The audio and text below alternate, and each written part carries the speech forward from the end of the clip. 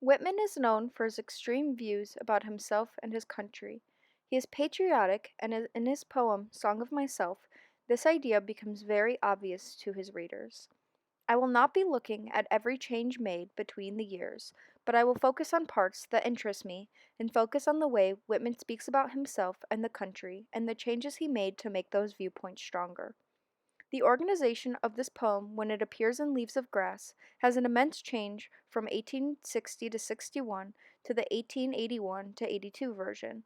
In the 60 to 61 version of Song of Myself, which is titled Walt Whitman at this point, is written stanza after stanza.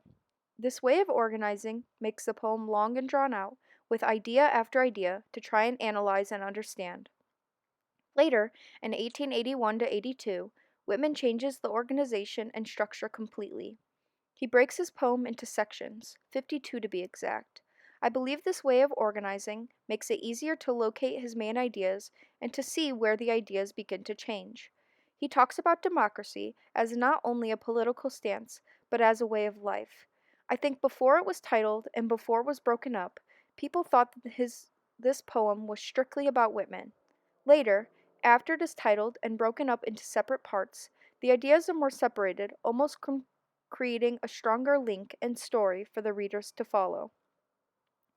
Focusing now specifically on the additions or word replacement, mostly on the beginning changes made from the 1860 to 61 version to the 1881 to 82 version. Whitman makes his opinion of himself very clear. In his 1860 to 61 version, he starts by saying, I celebrate myself, and what I assume you shall assume. For every atom belonging to me, as good belongs to you. This is simply Whitman's way of saying that everyone should follow exactly what he thinks because it is the best way. It also could be interpreted as Whitman's way of saying that everyone should think about themselves the way Whitman thinks of himself. In saying this, he is saying that everyone was made equally and deserves the same things in life. In the 1881 to 82 version, he adds and sings myself to the beginning phrase. This brings out the chosen title of this specific poem found in Leaves of Grass, and also brings emphasis that his poetry, specifically the rhythm and art of a poem, stems from his beliefs. The addition also adds more to the rhythm of the poem. It makes the line represent perfect iambic pentameter. The first stanza is very smooth, using soft consonant sounds to almost ease the readers into the poem. I believe this highlights his passion for the pleasure words can create. Continuing, he adds a new stanza in the first section of Song of Myself. He writes, My tongue, every atom of my blood, formed from the soil, this air.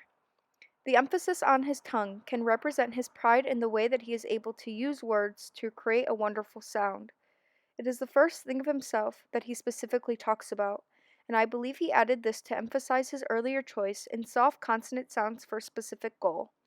He continues, Born here of parents, born here from parents the same, and there, parents the same. This is another moment of bringing the people together. By creating an infinity of sorts, he is able to let his readers know that we all come into the world the same way. I, now 37 years old in perfect health, begin, hoping to not cease till death. In conclusion, by adding this stanza, Whitman is making it known that America, the country he was born in after his parents and their parents, is what made him who he is. He gives all the credit for his wisdom and health up to his country, while also bringing the people of the country together, using his words to unify instead of separate. The following stanza that appears in the 1881 to 82 version is also a later addition. Creeds and schools in abeyance, retiring back a while suffice to what they are, but never forgotten. In my opinion, is Whitman's way of saying that he will not be counting these things in his beliefs. Instead, he focuses on how nature brings the people together. Both religion and accepted education separate people based on their beliefs and what should be learned and talked about in both settings. Then Whitman writes, I harbor for good or bad, I permit to speak at every hazard. Nature without check, with original energy. This means many different things. The good or bad is representing his idea in nature and how it is not inherently good. The hazard he talks about can represent many things.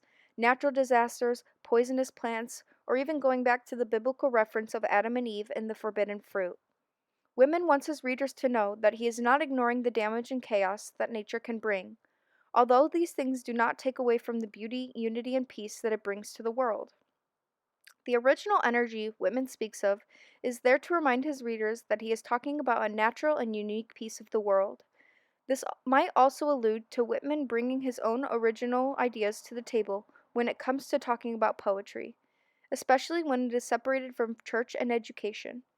This allows for more room to explore the ideas that may be unaccepted in both circumstances.